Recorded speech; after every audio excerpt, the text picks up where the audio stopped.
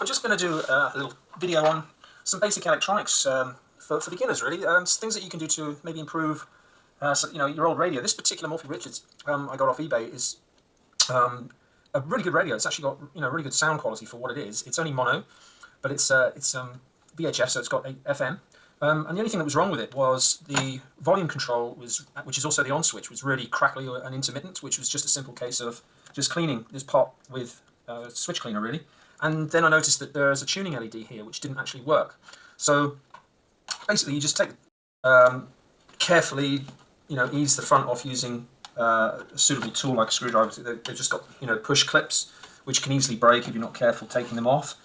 This particular radio is a mains radio as well, so it's got a mains input. So be careful of that if you are doing any testing with it while the mains figure of 8 lead is plugged in. You can see it's a figure of 8 type on the back. But for testing purposes, you can just put your 4 Duracells in there for 1.5 volt batteries. So once I tested that, and all this was for the LED tuner, was the joints were dry from the mains board.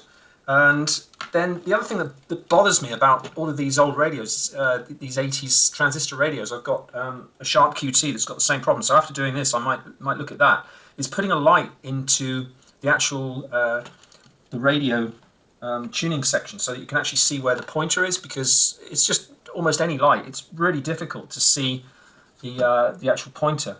I don't know if you can actually see it moving there. Because I'm under a bright fluorescent, but it's still, from my angle, it's really bad. So what I did was I just had a play with an LED, and I'll show you how to work out what value LEDs you can just use, and just so that you can see the pointer working. So it just makes a massive difference just immediately in any light now, just to be out, and it's a white pointer as well. So I was going to check different color LEDs. I've got some small, I've got a yellow, and that's probably a bright white, but it could be a blue. But I didn't even bother, because I just thought, it's got blue bands on it, I'll go with blue, despite the tuning level LED actually being red. And blue just tends to add I think a more, I don't know, just a nicer, I just prefer it, put it that way. And a little bit more of a futuristic look to older radios, because obviously blue LEDs didn't really exist back in the 80s. So how did I do it? Well, it's really simple. You can just find the appropriate place by following the battery leads, where they actually feed the main circuit, which is here. You can see the black and the red leads tied to the board. So all I've done is just make up a wire, did some shrink down with a series resistor just to protect the LED. Obviously, now to work it out, it's probably easier to get a calculator, but I don't have one to hand. It's in the shed. Basically, it's Ohm's law. You could go on the internet and just use an Ohm's law calculator. So going on the premise that most LEDs are lit at only 20 milliamp, and your Ohm's law is V equals IR. So to work out how much current would be going through the device, you just divide your 9 volts, because this has got 9 volts battery that run it, and although when I measured the actual mains that gets to the board, it was 7.2 volts. When it was on the mains, it goes through the mains transformer and then a rectifier to bring actual 7.2 volts, which I don't know. That's just show you here. Before, when I had it plugged into the mains just to test, I actually tested the 2 points where they come to the board, which is probably not going to poke through the. It's actually a bit low with batteries. You can see there it's 6.2. If I can poke through the solder sufficiently and not slide off, it's 6.29, so 6.3 volts from the battery to the mains board. But with it plugged into the mains, it was 7.2. So I did the calculation for 7.2 volts powering the main board, and divided that by 20 milliamps, so 0.02 amps. To give you a resistance that you require, which came out at 300, whatever it was, something, and then dug through the resistors. I think it was 350 ohms, but basically the upshot is a 330 ohm resistor is the nearest to that value. So I've just soldered a 330 ohm in series. Doesn't matter which side you go on, because obviously the current just goes through the circuit. So it doesn't matter which side, whether the anode or the cathode of the LED. And then when I was looking at the radio, I thought I might have to just drill a hole in this little black, this plastic plate I did take it off carefully to have a look, but the actual needle is sliding along this, and the last thing I wanted to do was get involved with disturbing the needle or having a problem with the string, because I just don't want to take this all apart and get involved in rewiring a string on a transistor radio with it. It's really fiddly, and it would just be a nightmare. So I didn't bother. I just screwed it back on. The original idea was to choose the center of the dial, which is just where the 100 is, and measure the diameter of the LED a little bit smaller, so it wasn't poking all the way through. Because if you look at the back, at the side of this, you can see there's a gap, and you can see the channel where the pointer slides in. I don't know if you can see that on this camera because it's not exactly the best setup I have here for overhead camera work, but basically there's a channel just here that the pointer is in, but the pointer doesn't come all the way to the end, so I abandoned the idea of drilling a little hole and poking the LED through into the center, because if I poke it just down the side here,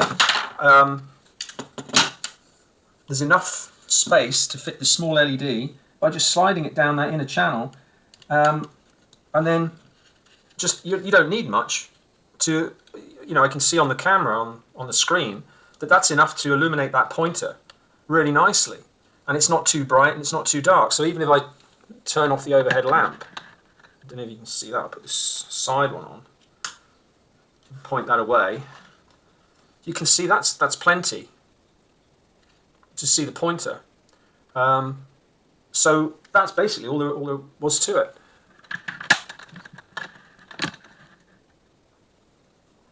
So now all I'm going to do, after soldering that to the board, knowing which way around is the positive and the negative, solder it in, I'm going to just leave that in place there with a cable tie to the other cable here to stop this moving, and that's it, that's the job done.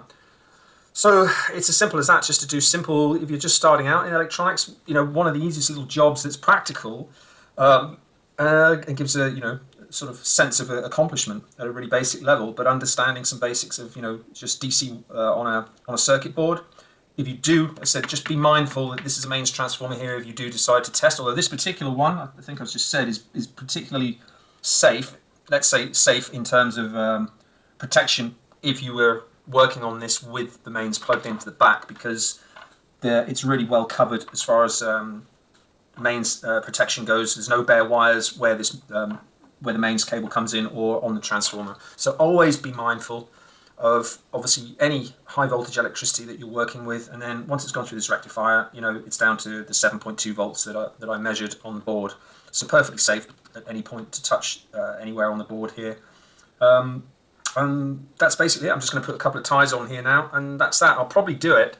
Hang on, I'll just grab the other radio that I have, which is it's an old, again, really good quality sound. This one's actually stereo because it's got two speakers, and this is the Sharp, and this has got the same annoying problem.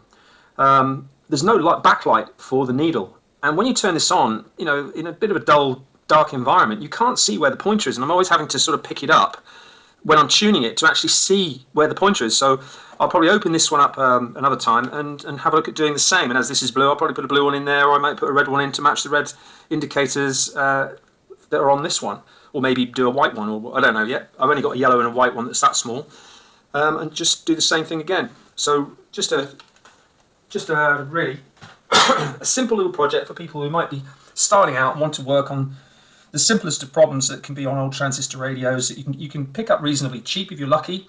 Certainly under a tenner in the mad days of eBay prices, which everything is now. This one cost me less than £10. It was sold as spares or repair purely because it was an intermittent fault with the on switch, the on and volume switch here, and it was just dirt. It was just that was all it was. So just cracking it open and cleaning that up. I didn't notice at the time that the tuning level indicator didn't work. So I didn't look at that again till today, and then just realised that was. I was going to replace that first, but then I just realised all it was a dry joint, and then it started to work again, and then so finished off with that. So just basically that'll teach you Ohm's law and the practicalities of just working on something for real. I hope it's a bit of help to some people who might be starting out in electronic repair.